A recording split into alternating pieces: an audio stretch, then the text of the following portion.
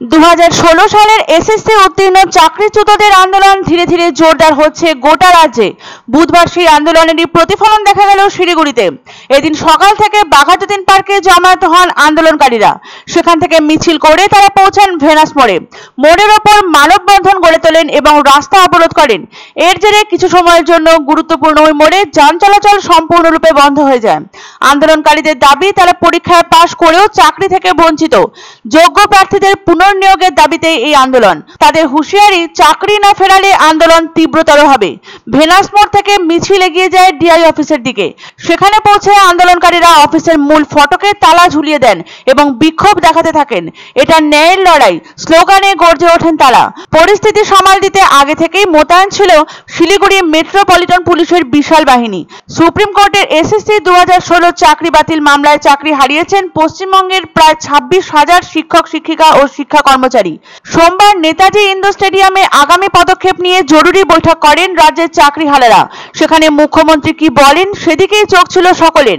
বৈঠকে যোগ দিয়ে দৃঢ় কণ্ঠে চাকরিহারাদের পাশে থাকার ঘোষণা করেছেন মুখ্যমন্ত্রী মমতা বন্দ্যোপাধ্যায়। তিনি চাকরিহারাদের আশ্বাস দিয়ে বলেছেন, কারো চাকরি যাবে না। তিনি সুপ্রিম কোর্টের রায়ের ব্যাখ্যা চাইবেন।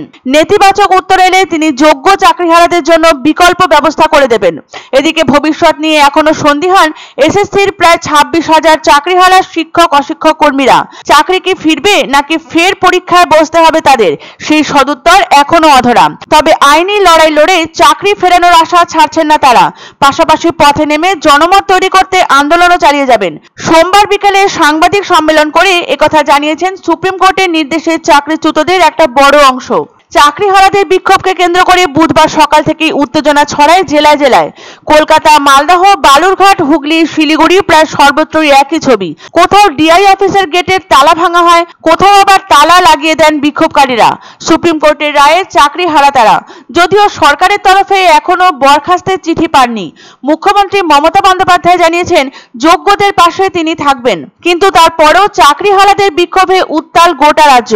মঙ্গলবারের পর বুধবারও বিক্ষোভে রাজ্যে উত্তপ্ত হচ্ছে বাংলার বিভিন্ন জেলা। ডিআই অফিস অভিযানের ডাক দেন চাকরিহারারা। পুলিশের সঙ্গে তীব্র বাদ বিসম্বাদে জড়িয়ে পড়েন তারা।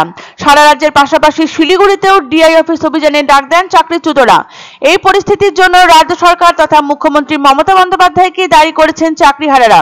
তাদের সাফ বক্তব্য, শাসক দলের একাংশ নেতা চাকরি বিক্রি করেছে। সেই কারণেই সরকার যোগ্য ও অযোগ্য বাছাই করেনি, যার খেসারত দিতে হলো তাদের। তাদের কথায় পুলিশ দিয়ে মুখ বন্ধের চেষ্টা করা হচ্ছে। এর প্রতিবাদে আরো বৃহত্তর আন্দোলন সংগঠিত করারও হুঁশিয়ারি দিয়েছেন তারা। তাদের স্পষ্ট বক্তব্য, যতদিন না তাদের সম্মানের সঙ্গে স্কুলে ফেরানো হবে ততদিন এই আন্দোলন চলবে। পাশাপাশি তারা জানান, ভাতা, অস্থায়ী কাজ বা অন্য কোনো সরকারি অফিসে চাকরির প্রস্তাব মানা হবে না। নিজেদের যোগ্যতা প্রমাণে আর কোনো পরীক্ষাতেও বসতে চান না এই যোগ্য শিক্ষক শিক্ষাকর্মীরা।